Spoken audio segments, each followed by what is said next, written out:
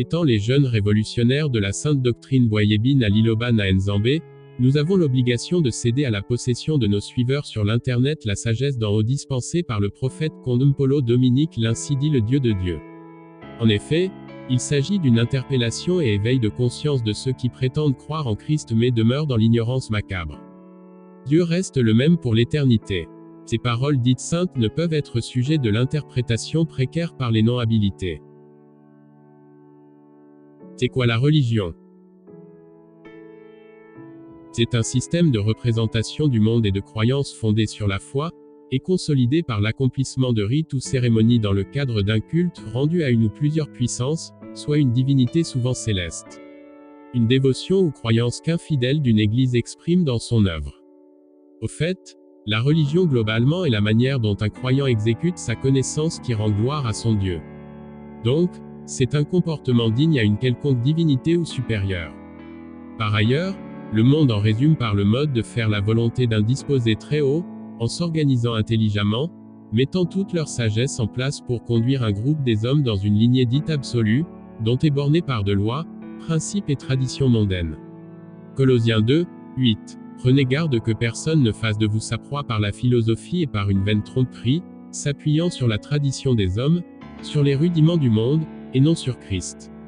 Pendant que les Écritures saintes nous interdisent d'être manipulés par la philosophie et la tromperie de savants, certains parmi nous se conforment par contre au siècle présent, appliquant à la lettre tout qui y est inclus comme principe, loi et tradition en abandonnant la volonté de Dieu.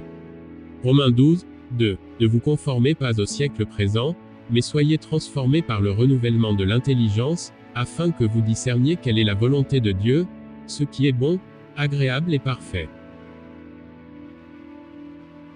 Est-ce que Dieu ne nous a pas prévu un nom ou ne nous a pas conduits dans sa volonté? Une question jugée atypique pour ceux qui cherchent à appliquer rien que la volonté de Dieu. Ainsi, appréhender par l'esprit ou la connaissance de l'amuissement de tout fait nous permet alors d'éclaircir le borborigme et de posséder le sentiment où l'on est à l'égard de quelque chose. C'est après Jésus-Christ que les habitants de la ville d'Antioche collaient aux disciples le qualificatif chrétien visant à identifier selon eux ceux qui suivent le pas du Christ. Quant à ces, il serait préférable de se référer tout d'abord au dessein de lui-même le Christ sur l'appellation de ses disciples, car la majeure de sa mission octroyée aux 12 disciples est de faire toutes les nations leurs frères et sœurs dans la foi, donc, de disciples également. Acte 11, 26, et l'ayant trouvé, il l'amena à Antioche. Pendant toute une année, ils se réunirent aux assemblées de l'Église, et ils enseignèrent beaucoup de personnes. Ce fut à Antioche que, pour la première fois, les disciples furent appelés chrétiens. Ce qualificatif chrétien réapparaît 2 fois de plus dans les Écritures saintes plus tard.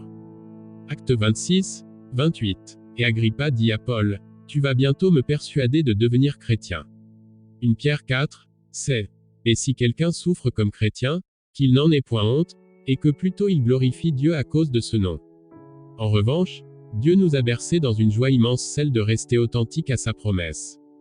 Il en a dans les temps anciens prédit au prophète Moïse que la place qui sera choisie, son nom y résidera. Il en parla plus tard au prophète Ésaïe, l'endroit en question portera son nom, même ses fils et filles en porteront également. À souligner que le nom en question est celui qui ne périt jamais. Rappelons-les, les dogmatisés à la mondialisation que seul Dieu qui est éternel Jésus-Christ porte le nom qui est aussi éternel. C'est ce nom qu'il donnera à la place qui sera choisie et ses fils ainsi que ses filles qui profèrent la foi en lui et s'unissent en esprit par son nom devenant Église.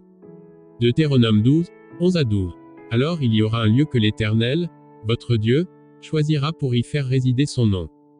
C'est là que vous présenterez tout ce que je vous ordonne, vos holocaustes, vos sacrifices, vos dîmes, vos prémices, et les offrandes choisies que vous ferez à l'Éternel pour accomplir vos vœux.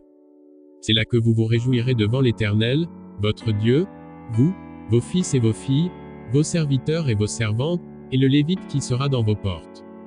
Car il n'a ni part ni héritage avec vous. Ésaïe 56, 5.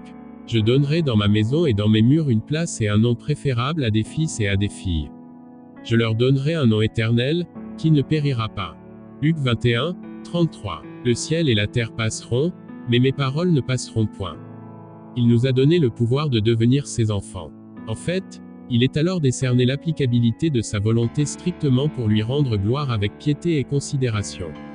Le culte céleste ou celui célébré par des anges dans les cieux autour du majestueux trône de Dieu est conforme à celui dont le prophète Condumpolo Dominique nous a ramené ici sur la terre dans le royaume de Dieu, la nouvelle Jérusalem où la véritable épouse du Christ nous formons étant ses enfants. En effet, notre Dieu a ses principes pour ceux qui croient en lui. Il s'agit de respecter à la loupe tout ce qu'il nous a prescrit dans les saintes Écritures ordonnances célestes ou la Bible comme on l'appelle. Dans ce livre sacré, il n'y a pas de grande chose qui serait un blocage pour que nous n'ayons pas la chance de s'approcher à lui. Il nous demande simplement de méditer jour et nuit les saintes Écritures qui sont tout d'abord une loi, afin que nos bouches confessent à toujours sa miséricordieux. Toutefois, on rencontre plein de choses dans ce monde des humains, qui, d'une ou autre mine, nous empêchent à respecter tout ce qui est écrit dans l'ordonnance céleste. Au-delà de cette perception purement humaine, il nous recommande de ne pas ajouter ou rebrancher même une lettre dedans. C'est-à-dire, il se tient à sa parole qui n'est rien d'autre sa propre volonté. Le plus grand commandement de tout le temps reste l'amour sans intérêt. Pour être son enfant, il faut lui aimer de tout votre cœur, de toutes vos pensées et de toute votre âme. Ajoutez à cela l'amour de ton prochain ou de ton semblable. L'amour témoigne votre dévotion à sa volonté sans tache et ride. La mise en pratique de cette grande et majestueuse recommandation va t'aider à lui craindre, afin d'avoir de la sagesse d'haïr le mal et d'aimer rien que le bien. Le mal est la non-application de sa volonté consciemment ou inconsciemment. La raison plausible, il a déclaré que son peuple périsse faute de connaissance. Même si vous soyez bel et bien inconscient de ce que vous faites, ne pensez pas qu'il vous donnera un feu vert, dommage.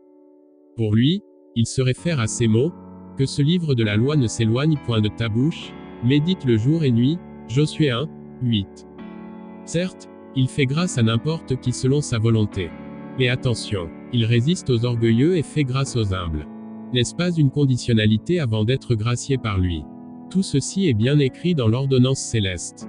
L'humilité est la description d'un vrai adorateur.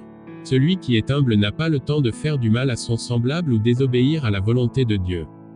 L'humilité est l'assemblage de 9 fruits de l'esprit qui prouvent en suffisance que vous avez bel et bien cru en Dieu Tout-Puissant. Ces fruits feront en sorte que vous ne puissiez jamais saper la volonté de Dieu. Ils sont l'amour, la patience, la bénignité, la tempérance, la paix, la joie, la bonté, la fidélité et la douceur. Jacques 1, 27. La religion pure et sans tache, devant Dieu notre Père, consiste à visiter les orphelins et les veuves dans leurs afflictions, et à se préserver des souillures du monde. Notre Créateur Jésus-Christ n'a pas une religion à la mondaine. Il a tout canalisé en lui pour ceux qui croient en lui. Nous portons son nom, la parole de Dieu, comme nous sommes véritablement ses enfants et lui notre seul Père. Matthieu 23, 9. Et n'appelez personne sur la terre votre Père. Car un seul est votre Père, celui qui est dans les cieux. Jean 14, 6. Jésus lui dit, je suis le chemin, la vérité, et la vie. Nul ne vient au Père que par moi. Jean 1, 12. Mais à tous ceux qui l'ont reçu, à ceux qui croient en son nom, elle a donné le pouvoir de devenir enfants de Dieu, lesquels sont nés. Nous n'appartenons pas dans une quelconque religion créée, formée, dirigée et organisée par l'intelligence humaine. Ne m'appelez pas chrétien parce que je suis le Fils de Dieu et porte son nom éternel qui ne périt jamais.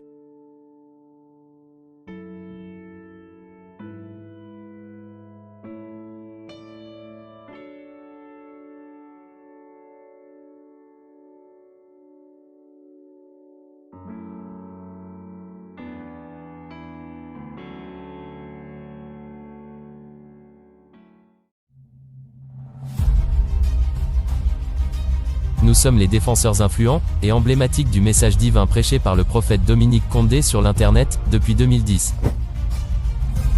Nous, étant les jeunes révolutionnaires de la Sainte Doctrine, nous avons créé des plateformes sur Internet, pour ne parler que du bien de la Sainte Église, et débattre sur certains points difficiles de cette doctrine, qu'on ne comprend pas facilement. Voilà pourquoi, nous publions régulièrement des vidéos bien conçues et illustrées, pour faciliter la compréhension d'un chacun. Vous pouvez utiliser ces vidéos comme élément de défense, face aux non-croyants. N'hésitez pas de la partager à vos proches, liker, et aimer ces articles.